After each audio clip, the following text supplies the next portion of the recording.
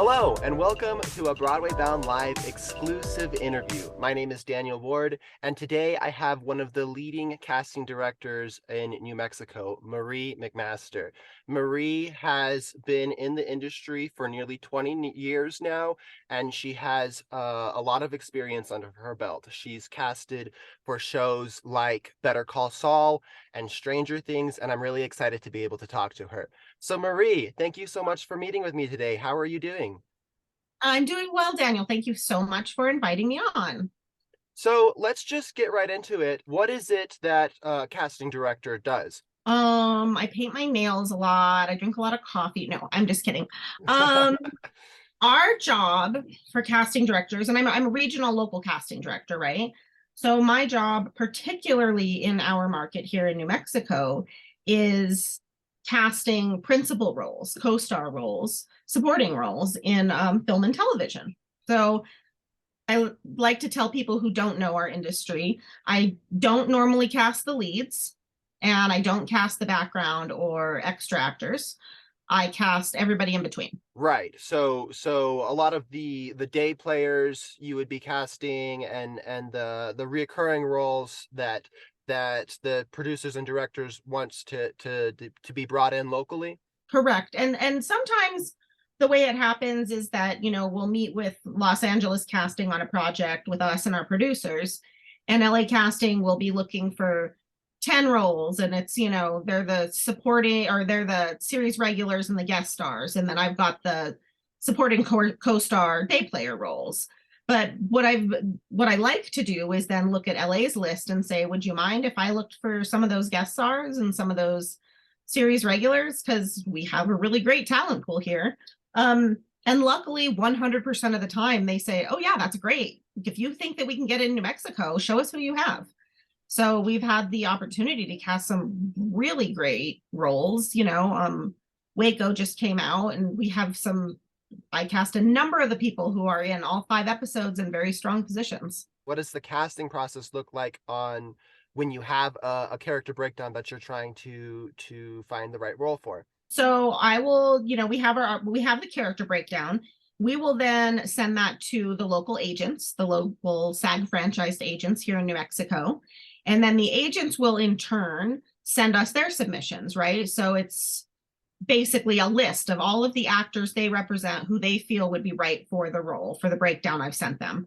Then I look at their list and go through, because generally speaking, the agents will submit as many people as they possibly can, because they're like, no, see this person and this person and this person, because they love you guys.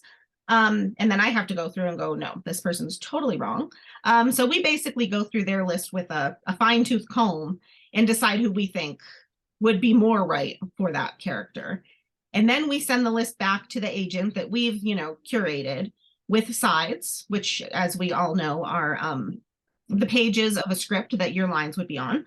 And we send that with, audition instructions. So putting yourself on tape, reading the lines, and then you upload it and we get it back and we go through and decide which auditions really hit the nail on the head and which did not. As you get these submissions from actors, what are some of the biggest pet peeves that you have going through that whole process with the actors that are sending in their auditions to you?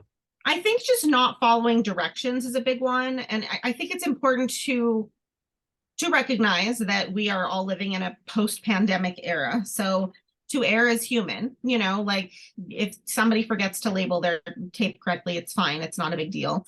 We'll fix it. But if everyone doesn't label their tapes correctly, it gets really annoying.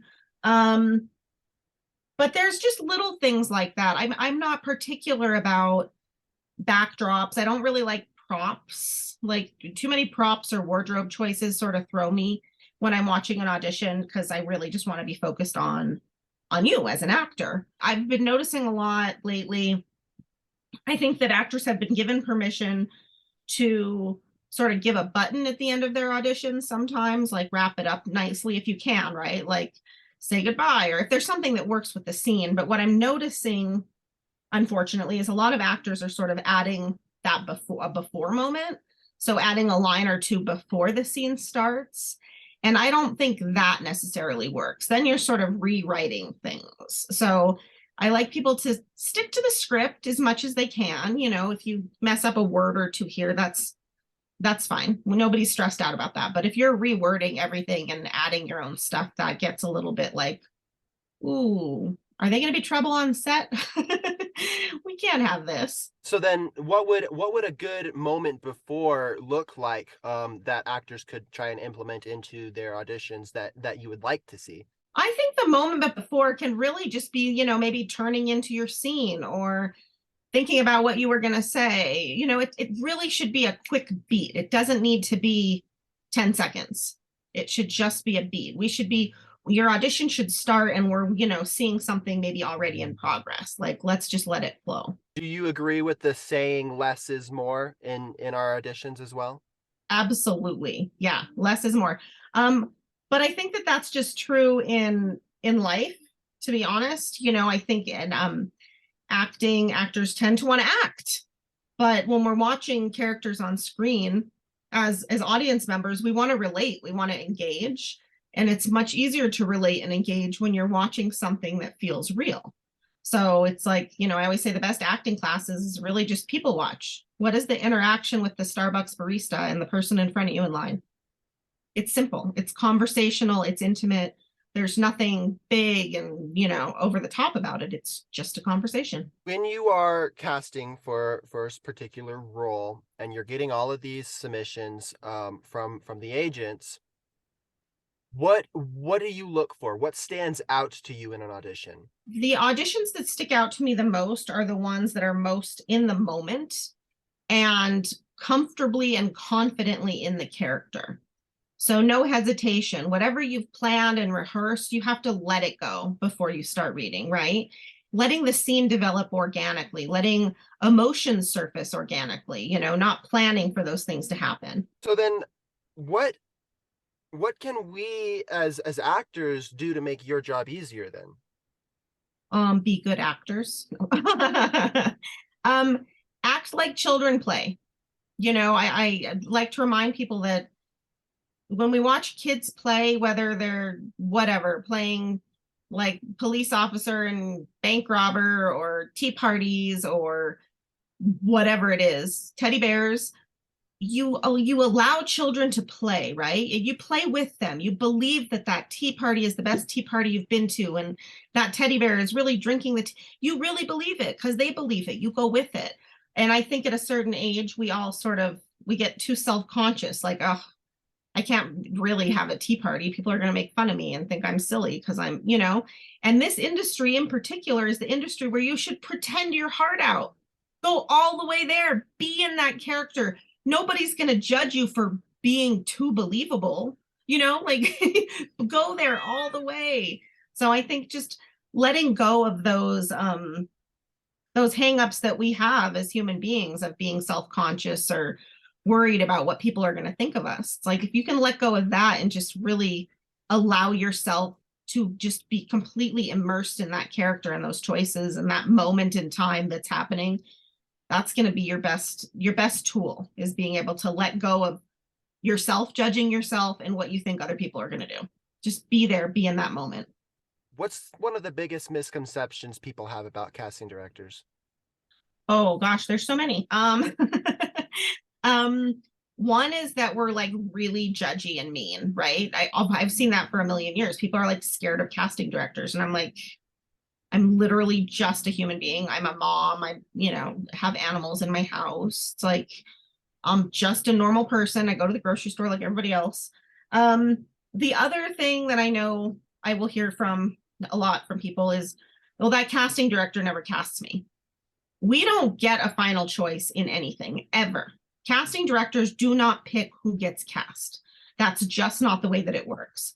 What we do is we submit to our client, to the production, the actors we think best fit the role. But it can be anywhere from 5 to 15 to 20 people that we're sending to the client. And then the client is who picks who they want. So that's a big one, that people think that we somehow have some magical power over who gets cast, and that's definitely not the case.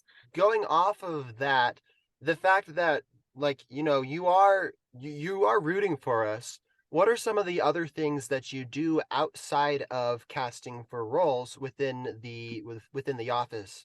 Well, I have two associates on my team, and I consider us more of a team than a hierarchy, just because that's the way I like to work. I think three heads are better than one, and we all three of us take part in all of the meetings that we have with our clients, so that if somebody missed something that somebody was requesting, or we got different direction on something that someone forgot to write down, or that we all are on top of the game together, so it's not one person having to sort of share information with anyone else. We're all there. We all have input. I have always the final say on who gets submitted to our clients, but we all watch everyone's tapes and decide, this one's great. Well, I don't know, I didn't like this one that much. Well, you should look at this one again, it was really good. Or so we have to watch all of them, and sometimes watch them all a number of times in order to come to like what we think our client is really going to be happy with.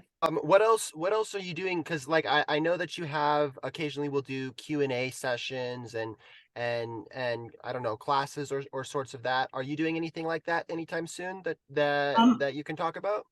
I do have a Q&A coming up next week, because those were um that was just so much fun. Last week we did a Q&A, and it was Monday through Friday from 12 to 1. So basically it's just the lunch hour, and you can pop in all week or just one day if you want, and just ask questions or just listen. I've had a number of people who sign up and just listen because there's so many other questions.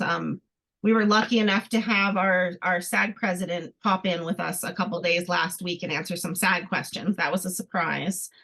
And then I have one-on-ones that I schedule with actors, like Zoom one-on-ones, just for people who have questions. Great. Is there anything else that you'd like to add about the casting director process or the process of actors that you work with? Mostly, I would just like to remind our local actors in New Mexico to keep it kind and keep it professional. I think there's a reason that we are rising above the rest in New Mexico, and it's not only because our talent and our crew are fabulous, but it's because we have a kinder way of life, that we're more of a community, we're more supporting of each other. So I think that that's important, that everyone sticks with that. Be kind to each other, be supportive.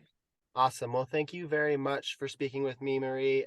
It's been wonderful being able to submit auditions for you, and I will continue to to do what I can to learn the craft and be as professional as I can in the audition room. And I hope that you have a wonderful rest of your day.